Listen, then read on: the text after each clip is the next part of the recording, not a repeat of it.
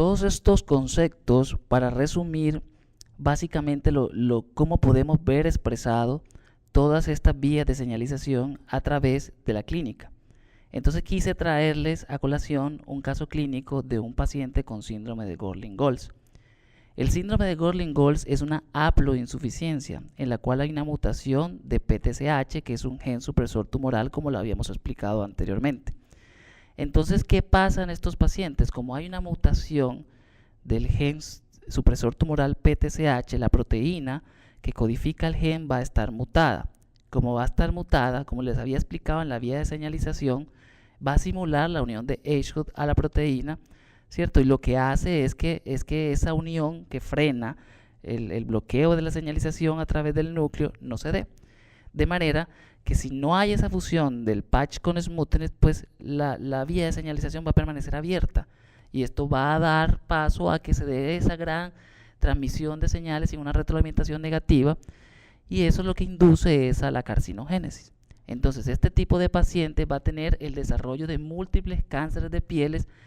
Son múltiples cánceres de piel y habitualmente a temprana edad con algunas otras manifestaciones clínicas, porque si bien el gen PTCH también regula alguna formación de algunos otros sistemas, como el sistema musculoesquelético, por ejemplo, entonces también vamos a ver que estos pacientes van a tener no solo manifestaciones en piel, sino que también van a tener manifestaciones desde el punto de vista musculoesquelético.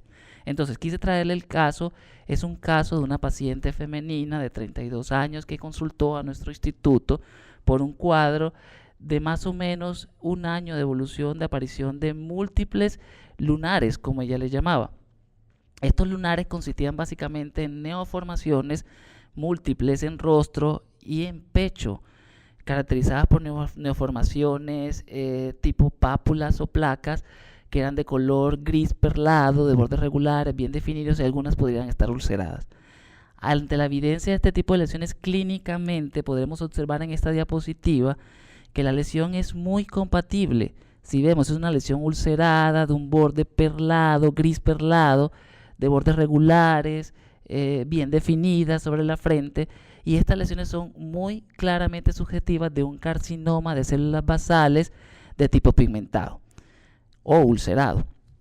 Entonces, con esta impresión diagnóstica, si vemos este tipo de lesión, estábamos de acuerdo en que era un carcinoma de células basales. Le hicimos una biopsia de la piel, la cual corroboró que se trataba de un carcinoma vasocelular. Ahora, llamaba la atención a la inspección de la paciente orejas de implantación baja, como podemos observar aquí. No solo tenía orejas de implantación baja, sino, como observamos en la primera foto, tenía unas facies toscas, una nariz de implantación, una nariz de base ancha, unos labios gruesos, y también podemos observar que es básicamente la elevación del hombro. Entonces, si vemos el hombro derecho, no está simétrico con el hombro izquierdo o el hombro contralateral. Podemos observar una elevación de ese hombro. También podemos observar que hay un aumento en la cifosis de la columna cervical. Entonces hay una cifosis que es notoria. Y también la aparición de hoyuelos o pits palmoplantares, que es común en estos pacientes. Esa paciente tenía escasos pits palmoplantares, pero algunos pacientes con síndrome de Gorlin-Goltz podemos encontrar francamente hoyuelos o depresiones palmoplantares abundantes. Ahora, estos pacientes también pueden desarrollar meduloblastomas y algunos otros tipos de tumores como tumores de ovario por lo mismo, por la mutación en el gen PTCH, que es el gen supresor tumoral. Creo que con esto podría quedar claro cuál es la importancia de estas vías de señalización y qué implicación desde el punto de vista clínico tiene. Es decir, que cuando a nosotros nos lleguen este tipo de pacientes que pueden manifestarse con una gran cantidad de tumores en piel, hay que sospechar en esta genodermatosis, en esta haploinsuficiencia, ¿cierto? Y ya tomar las conductas adecuadas.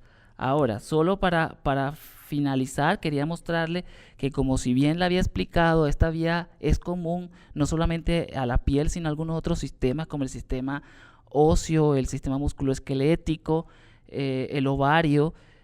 También podemos encontrar que estos pacientes pueden tener múltiples quistes odontogénicos y quizá, Yo lo enfoco desde el punto de vista dermatólogo porque a nosotros como dermatólogos es nuestra prioridad la piel, pero quizá los pacientes no consultan inicialmente por los carcinomas vasocelulares. Los pacientes nos consultan y casi siempre llegan al odontólogo por los queratoquistes mandibulares. Entonces es importante porque esta paciente ya había sido evaluada por un odontólogo quien la había encontrado y le había hecho la excisión quirúrgica de algunos queratoquistes mandibulares. Entonces, paciente con múltiples carcinomas vasocelulares, queratoquistes mandibulares, fascia tosca y algunas anormalidades musculoesqueléticas, pues era más que claro que estábamos ante la presencia de un síndrome de Gorlin-Goltz. Quizá este es uno de los síndromes más representativos de las alteraciones de las mutaciones de los genes supresores tumorales. Hay otros síndromes que quizás no serían el objetivo de esta práctica, pero son muchos: el síndrome de Bacedu-Precristol, el síndrome de Rombo, entre otros. Para mí es satisfactorio que quede claro la aparición de este síndrome de Gorlin-Goltz porque es uno de los más representativos en las mutaciones o en las alteraciones de la